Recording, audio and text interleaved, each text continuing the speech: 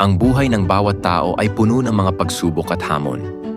Isa itong paglalakbay na puno ng mga pagkakataon at pagsubok na maaaring magbago ng ating pananaw sa buhay. Ang mga pagsubok na dumarating sa ating buhay ay hindi lamang mga hadlang, kundi mga pagkakataon din para sa personal na paglago at pagkatuto. Ang mga pagsubok sa buhay ay nagtuturo sa atin ng kahalagahan ng pagtitiis, pag-asa at pananampalataya sa kabila ng mga pagsubok na nararanasan natin. Ang unang hakbang, pagkilala sa pagsubok. Ang pagsubok sa buhay ay may iba't ibang anyo at uri. Maaaring ito ay isang personal na trahedya, problema sa pamilya, pagkatalo sa isang layunin, o kaya ay mga hindi inaasahang pangyayari na nagdudulot ng matinding stress at kalungkutan. Sa kabila ng lahat ng ito, ang bawat pagsubok ay may layunin. Kung minsan, hindi natin agad nakikita ang dahilan kung bakit tayo pinagdadaanan ng matinding pagsubok. Ngunit sa paglipas ng panahon, unti-unti natin nauunawaan na ang mga pagsubok ay may kaugnayan sa ating pag-unlad bilang tao. Pagsubok bilang pagkatuto, ang buhay ay isang patuloy na proseso ng pagkatuto. Ang mga pagsubok ay nagsisilbing guro na nagtuturo sa atin ng mga mahahalagang aral. Bawat pagsubok ay isang pagkakataon upang mas mapabuti ang ating sarili at mas maintindihan ang ating mga kahinaan at kalakasan. Halimbawa, ang mga kabiguan sa buhay ay nagbibigay sa atin ng pagkakataon na mag-reflect at matutong magpatawad. Hindi lamang sa ibang tao kundi pati na rin sa ating sarili. Sa mga pagsubok, natututo tayong mag-adapt at mag-adjust sa mga bagong sitwasyon.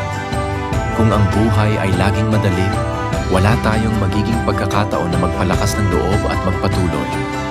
Ang mga pagsubok na dumaan sa ating buhay ay nagsisilbing testing ground kung gaano tayo katatag at ka-resourceful sa mga sitwasyong hindi natin inaasahan.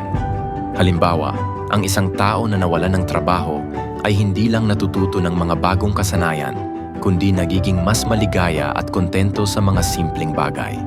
Ang mahalaga ng pagtitiis. Isa sa mga pinakamahalagang aral na matutunan natin mula sa mga pagsubok ay ang kahalagahan ng pagtitiis. Ang pagtitiis ay hindi nangangahulugang pagiging passive sa harap ng pagsubok. Ito ay ang kakayahang magpatuloy kahit na nahihirapan tayo. Ito ay ang lakas na magpatuloy kahit na tila ang lahat ng bagay ay hindi pumapabor sa atin. Kung hindi tayo matutong magtiis, madali tayong matatalo ng ating mga problema. Ngunit sa pamamagitan ng pagtitiis, natututo tayong makatagpo ng solusyon sa ating mga problema at magpatuloy sa ating paglalakbay. Isang halimbawa nito ay ang mga magulang na nagsusumikap upang maitaguyod ang kanilang pamilya. Kahit gaano man kahirap ang buhay, patuloy silang nagtatrabaho, nagsasakripisyo at nag-iipon ng lakas upang magtagumpay.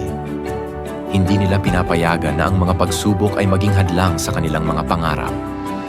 Ang kanilang pagtitiis ay nagsisilbing inspirasyon sa iba na kahit anuman ang pagsubok na dumating, ang mahalaga ay hindi susumuko.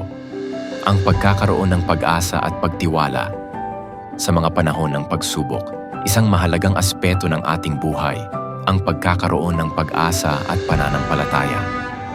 Kahit na ang lahat ay tila nawawala, ang pagkakaroon ng pag-asa ay isang ilaw na naggagabay sa atin sa madilim na panahon. Ang bawat pagsubok na dumaan ay may kalakip na bagong pagkakataon, kaya't mahalaga na hindi mawalan ng pag-asa. Ang mga taong may malalim na pananampalataya ay may kakayahang magtiwala sa proseso ng buhay, na sa kabila ng kanilang mga pinagdadaanan, may magandang hinaharap na naghihintay. Maraming tao ang dumaan sa malupit na pagsubok, ngunit sa kabila nito, nagpatuloy sila sa kanilang buhay at natutong yakapin ang kanilang mga karanasan. Ang kwento ng mga taong nakaranas ng matinding kalungkutan at pagsubok ngunit nakabangon at naging matagumpay ay isang patunay na walang hindi kayang malampasan basta't may tamang pananaw sa buhay. Pagsubok bilang pagpapalakas. Sa bawat pagsubok, natututo tayong maging mas malakas at matatag. Ito ang pinakamahalagang bahagi ng mga hamon sa buhay. Kung walang pagsubok, hindi tayo matututo ng tunay na lakas. Ang mga pagsubok ay nagsisilbing lakas na bumangon muli. Halimbawa, Ang isang tao na nakaranas ng pagkatalo ay nagiging mas matibay sa susunod na pagkakataon. Kung hindi tayo natututo mula sa ating mga pagkatalo, baka magpatuloy lang tayo sa paulit-ulit na pagkakamali. Ngunit kung ating kikilalanin ang mga aral mula sa bawat pagsubok, nagiging mas handa tayo sa susunod na hamon ng buhay.